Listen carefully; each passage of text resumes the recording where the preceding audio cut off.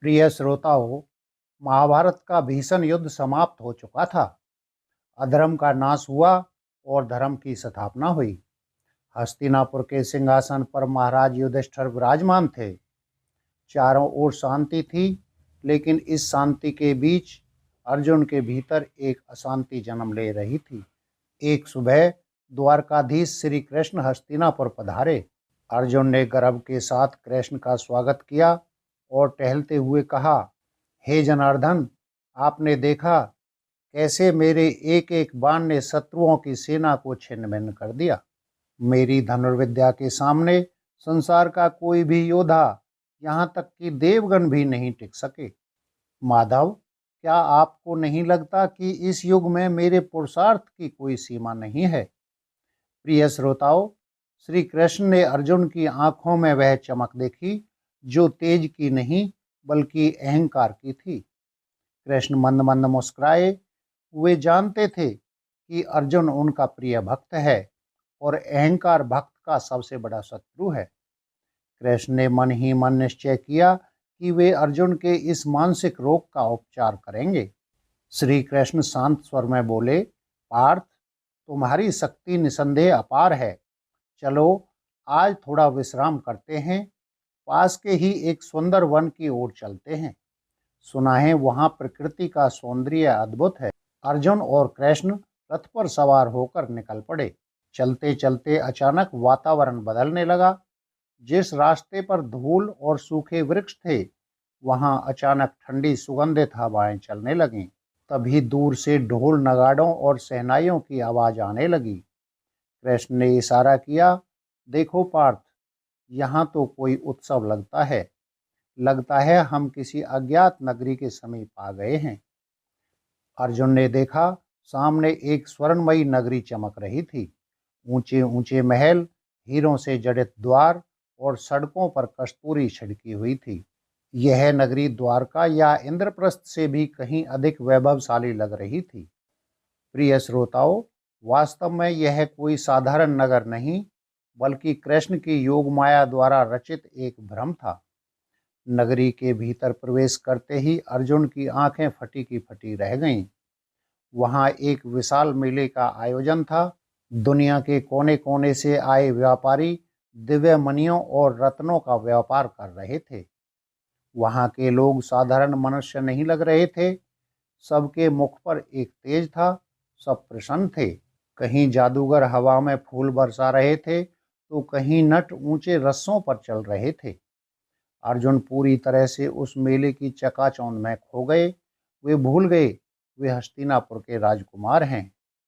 कृष्ण ने धीरे से कहा, पार्थ, इस मेले में हर कोई अपनी कला का प्रदर्शन कर रहा है। यहाँ तुम्हारी धनुर्विद्या को सराहने वाला शायद ही कोई मिले, क्योंकि यहाँ की सुंदरता ही इतनी है कि शौर्य का कोई स्थान नहीं दिखता। अर्जुन को थोड़ा बुरा लगा। उनके भीतर का योद्धा जाग उठा। वे अपनी श्रेष्ठता सिद्ध करने के अवसर ढूंढने लगे। प्रिय श्रोताओं, तभी उनकी नज़र एक ऊंचे संगमरमर के मंच पर पड़ी, जहां हजारों की भीड़ मंत्रमुग्ध होकर खड़ी थी। उस मंच पर एक नृत्यांगना नृत्य कर रही थी। उसका रूप ऐसा था मानो पूर्णिमा का चंद्रमा पृथ्वी पर उतर आया हो। उसके पायलों की झंकार से दिशाएं गूंज रही थीं। उसकी आंखों में वह आकर्षण था जो किसी भी सन्यासी की तपस्या भंग कर दे। अर्जुन, जो बड़े बड़े योद्धाओं के सामने अडिग रहते थे, उस नृत्यांगना को देखते ही सुध-बुध खो बैठे। उनके हाथ से गांडीव ढीला पड़ गया। जिस अर्जुन ने अप्सरा उर्वशी के प्रेम प्रस्ताव को ठुकरा दिया था, आज वही अर्जुन इस मायावी सुंदरी के एक कटाक्ष पर मुग्ध हो गए। प्रिय श्रोताओं, कृष्ण ने अर्जुन के चेहरे के भाव पढ़े और चुटकी लेते हुए कहा, पार्थ, कहाँ खो गए? तुम तो महान धनुर्धर हो। क्या यह सौंदर्य तुम्हारे गांडीव से भी अधिक शक्तिशाली है? अर्जुन ने उत्तेजित होकर कहा, केशव, मैंने आज तक ऐसी सुंदरता नहीं देखी। मेरा हृदय कहता है कि यह स्त्री मेरे महल की शोभा होनी चाहिए। मैं इससे विवाह करना चाहता हूँ। श्री कृष्ण ने एक रहस्यमयी मुस्कान के साथ कहा, सोच लो पार्थ, यह मार्ग सरल नहीं है। यह स्त्री जितनी सुंदर है उतनी ही कठिन इसकी शर्तें हैं, लेकिन अगर तुम दृढ़ हो तो जाओ, अपने पुरुषार्थ की परीक्षा लो। प्रिय श्रोताओं, अर्जुन अहंकार और मोह के वशीभूत होकर कृष्ण का हाथ छोड़कर उस मंच की ओर बढ़ चले।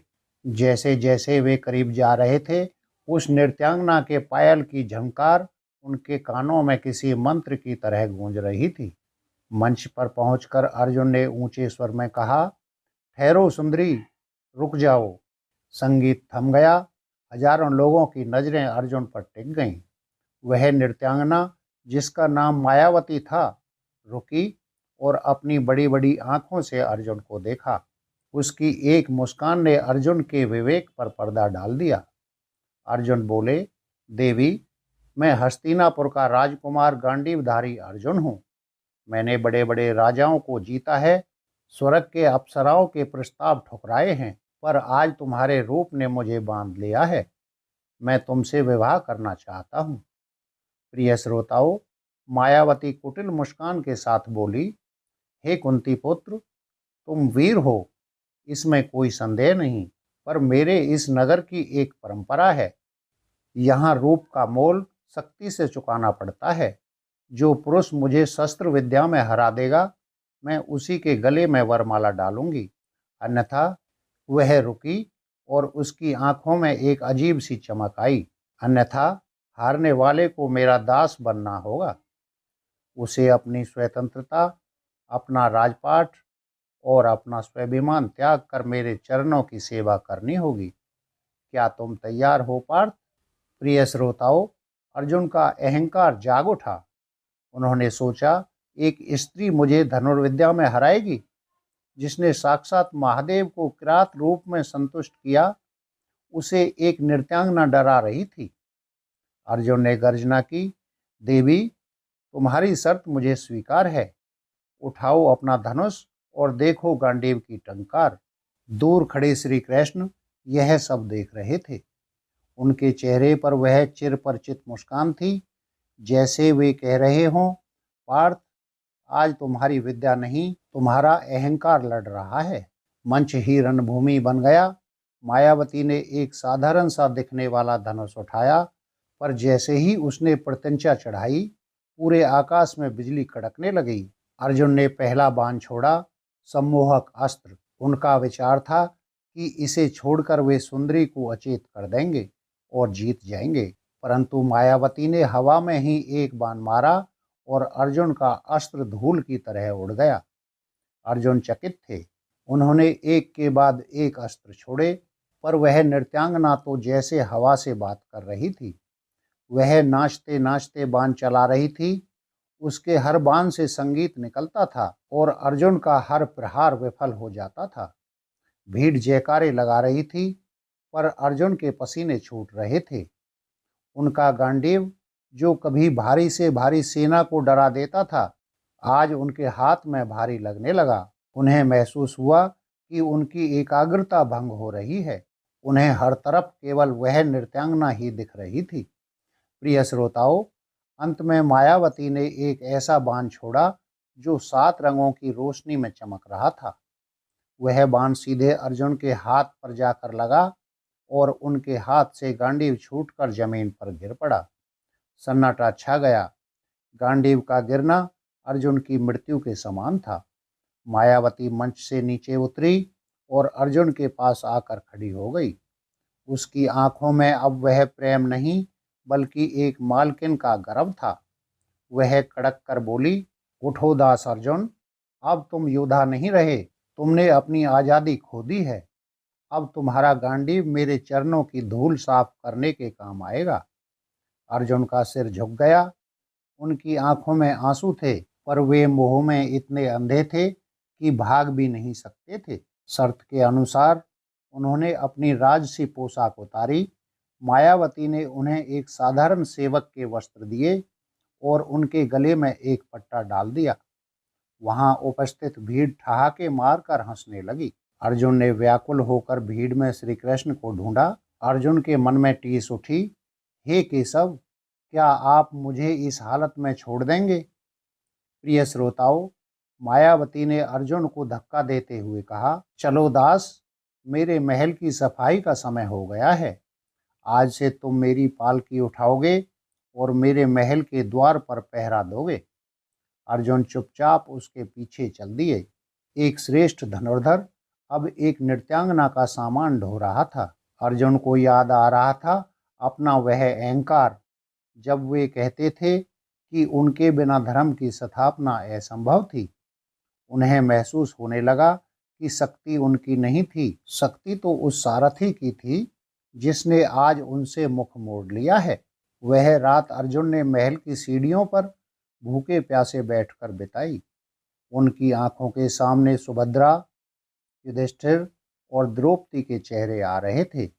वे सोच रहे थे, यदि उन्हें पता चला कि अर्जुन एक दासी का गुलाम बन गया है तो वे क्या सोचेंगे। रात बीत गई, सूरज उगा, पर अर्जुन के लिए वह सूरज उजाला नहीं बल्कि और भी गहरा अंधकार लेकर आया था। प्रिय श्रोताओं, सुबह होते ही नृत्यांगना मायावती अपने कक्ष से बाहर निकली। उसने अपने पैरों की जूती उतारी और अर्जुन के सामने फेंक दी। वह कर्कश स्वर में बोली, उठो दास, देख क्या रहे हो? इन जूतियों को अपने अंग वस्त्र से साफ करो और आज तुम्हें मेरे घोड़ों के अस्तबल की सफाई करनी है। अर्जुन का रोम रोम कांप उठा। जिन हाथों ने दिव्य अस्त्रों का संधान किया था, वे आज लीद उठाने और अस्तबल की गंदगी साफ करने पर मजबूर थे।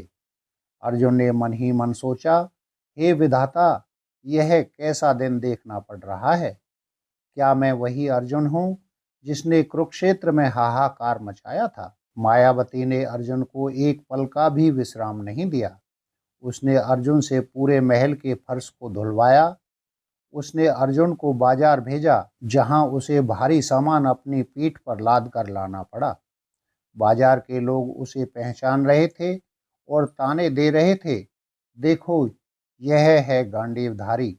उसे दासों के साथ बैठकर झूठा भोजन करने पर विवश किया गया। अर्जुन की आंखों से अश्रुधारा रुक नहीं रही थी।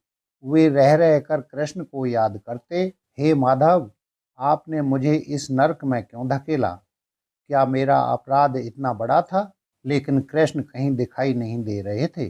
अर्जुन को अब धीरे धीरे समझ आने लगा था कि उनकी सारी शक्ति, सारा पुरुषार्थ केवल कृष्ण की छाया मात्र थी। 7वें दिन मायावती ने एक विशेष आयोजन रखा।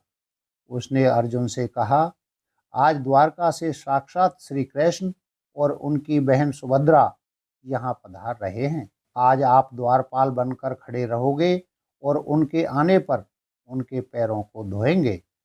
अर्जुन के पैरों तले जमीन खिसक गई। सुभद्रा, उसकी प्रिय पत्नी, जिसके सामने वह हमेशा अपनी वीरता की डींगें हाँकता था। अर्जुन ने गिड़गिड़ा कर कहा, देवी, मुझे मार डालो, पर सुभद्रा के सामने मत ले जाओ। मैं यह अपमान नहीं सह पाऊंगा। परंतु मायावती ने कोड़ा फटकारते हुए कहा, दास को तर्क करने का अधिकार नहीं है। चलो, द्वार पर खड़े हो जाओ। तभी शंख की ध्वनि हुई। श्री कृष्ण का रथ रुका। सुभद्रा रथ से नीचे उतरी। उनके पीछे मंद मंद मुस्कुराते हुए माधव थे। अर्जुन ने जैसे ही सुभद्रा को देखा, उनकी आत्मा कांप गई। उन्होंने तुरंत अपने फटे हुए वस्त्रों से अपना मुंह छिपा लिया।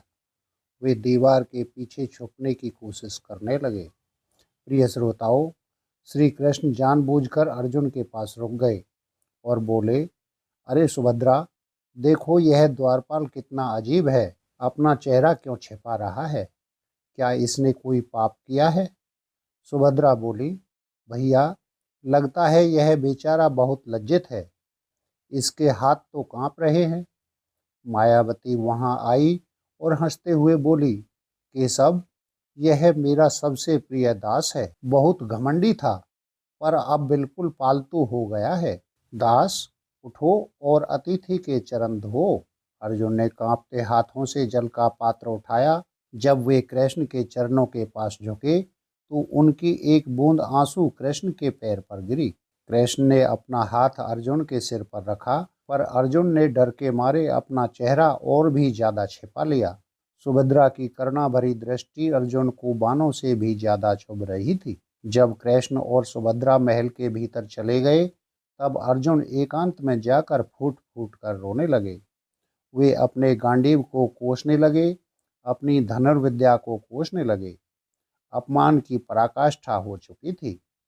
अगले दिन सूर्य उदय होते ही नृत्यांगना मायावती के तेवर और भी भयानक हो गए।